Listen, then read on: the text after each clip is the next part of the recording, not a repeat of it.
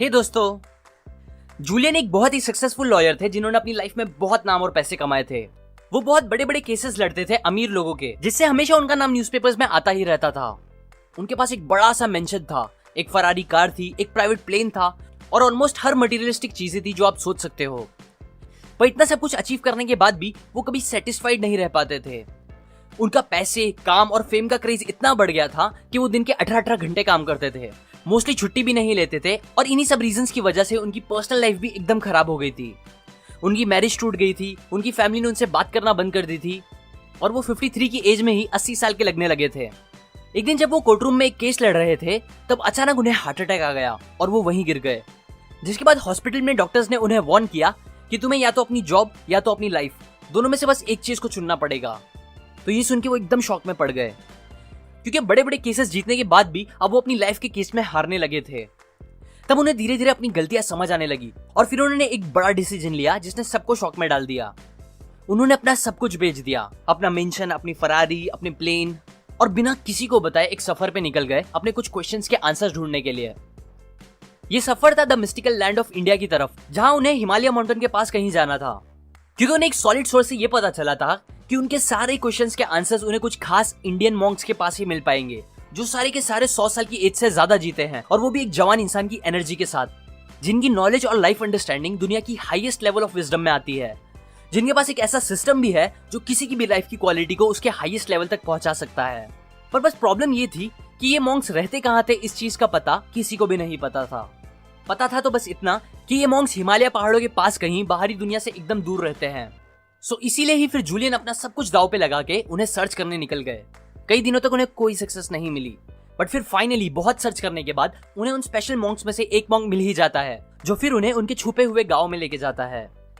जहां पहुंचने के बाद वो उन मॉन्क्स की लीडर से मिलते हैं और उनसे रिक्वेस्ट करते हैं कि वो उनकी थाउजेंड्स ऑफ ईयर्स से सीखी जाती हुई प्रेशियस नॉलेज और विजडम उन्हें भी दे, जिससे वो भी अपनी लाइफ को हाईएस्ट लेवल पे जी सके। अब जूलियन का ये डिजायर देखने के बाद वो लीडर मॉन्क जूलियन को उनकी स्पेशल नॉलेज और विजडम देने के लिए तैयार हो जाते हैं। पहले वो जूलियन को अपने गांव में एज अ गेस्ट कई दिनों तक रखते हैं, फिर एक दिन अचानक उन्हें बुलाते हैं और उनके सामने एक शर्त रखते हैं।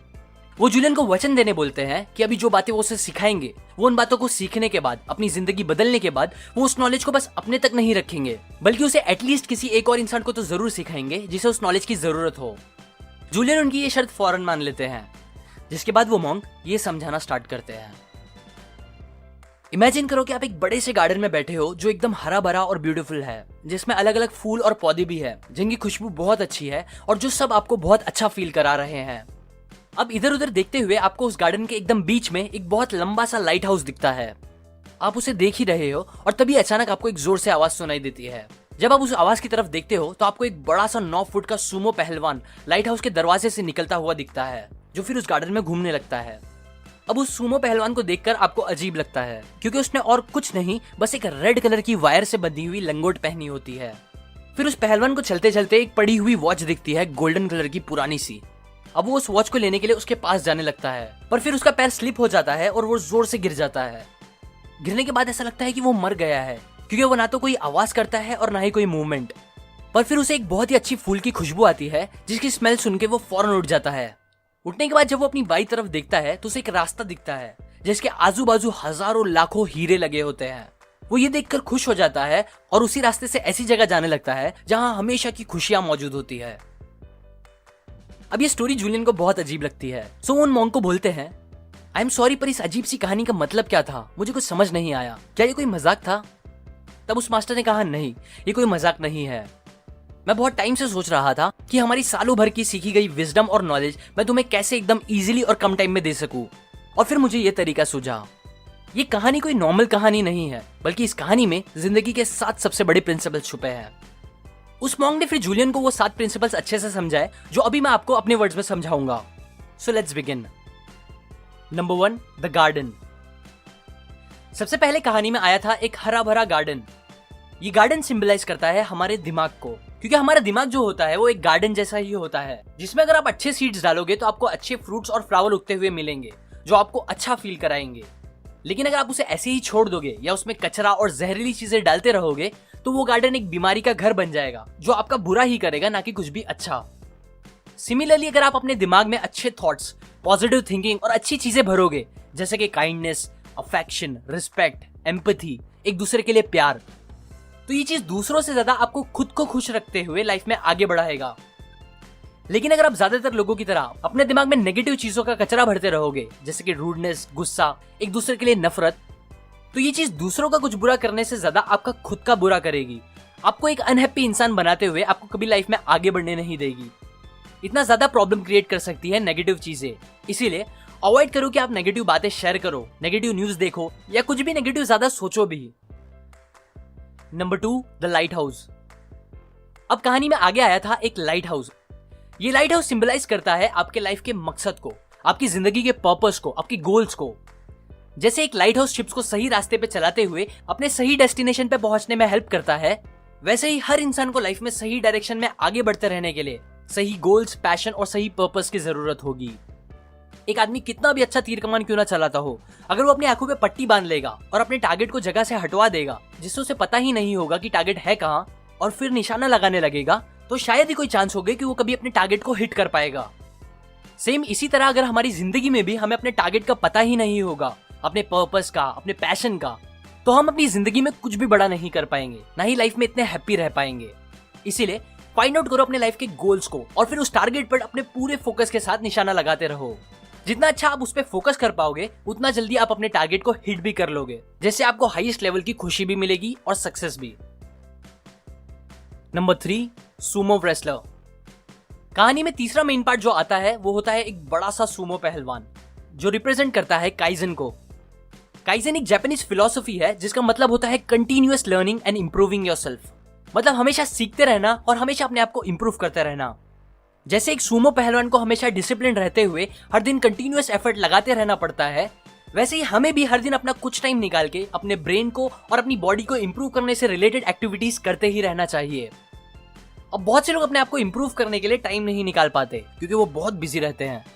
तो इन लोगों का एग्जाम्पल उस आदमी जैसा है जो पास में ही पड़ रहे पेट्रोल पंप को देखकर ये बोलता है कि मैं अभी ड्राइविंग करने में बिजी हूँ और मेरे पास पेट्रोल भराने का टाइम नहीं है, जबकि उसे ये भी आइडिया है कि उसका पेट्रोल कभी भी खत्म हो सकता है।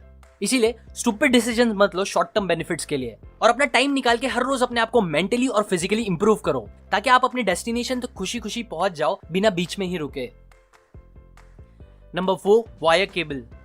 फोर्थ इंपॉर्टेंट एलिमेंट जो कहानी में आता है वो होता है केबल वायर, जो होती तो एक छोटी सी चीज है पर उस पहलवान की इज्जत पूरी उसके हाथ में ही होती है। यहाँ ये केबल सिंबलाइज करता है इंसान के सेल्फ कंट्रोल और डिसिप्लिन को। अगर आपने कभी केबल वायर को अंदर से देखा होगा तो आपको पता होगा कि उसमें पतले पतले बहुत सारे वायर्स होते हैं जो सारे मिलके उस केबल को बनाते हैं। वो पतले वायर्स अकेले तो काफी वीक होते हैं, बट एक साथ मिलके वो केबल को लोखंड से भी ज्यादा मजबूत बना देते हैं। सेम इसी तरह हमारा सेल्फ कंट्रोल और डिसिप्लिन भी छोटी छोटी चीजों से मिलके ही बनता है।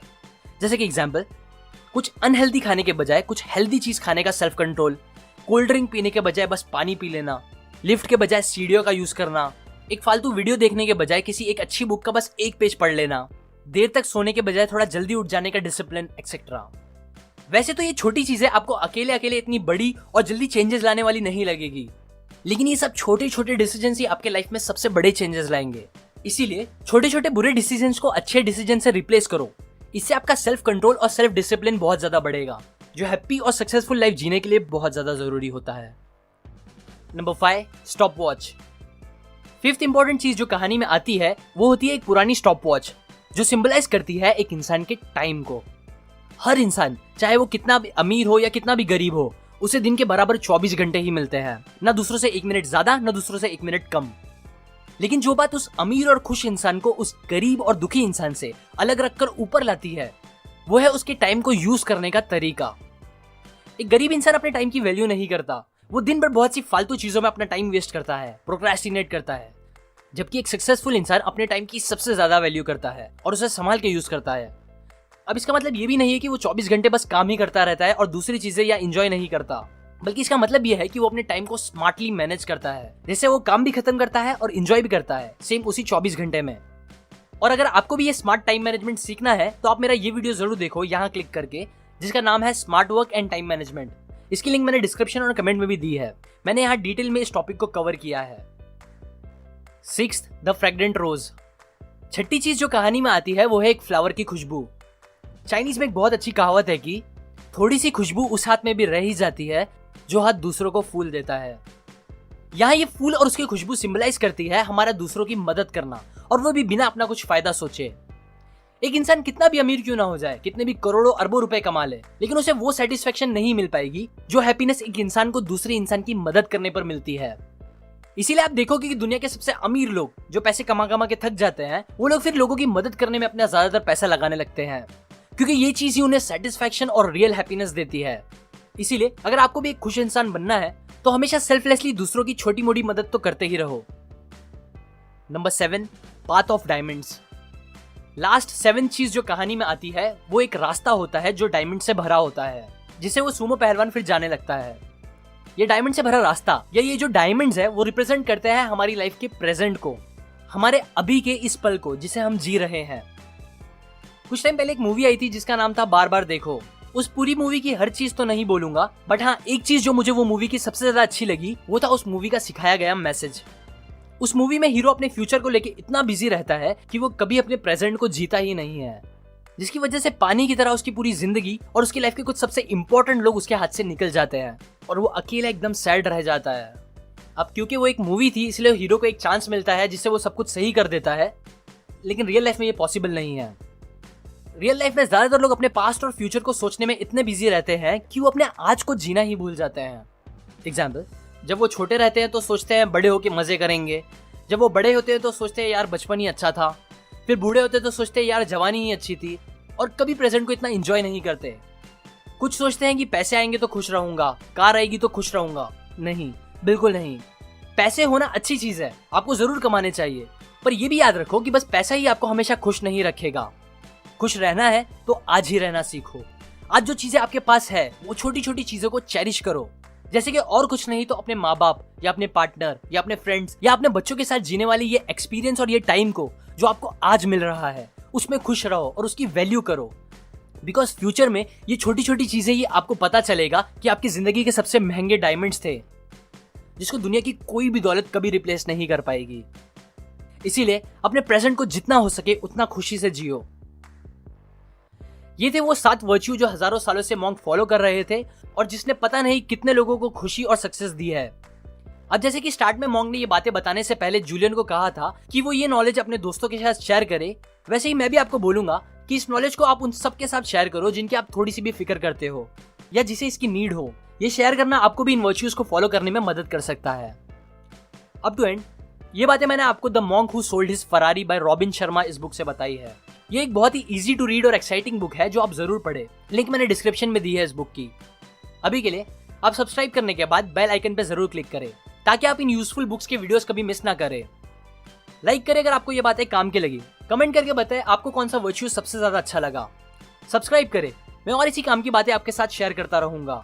And finally, thanks for watching.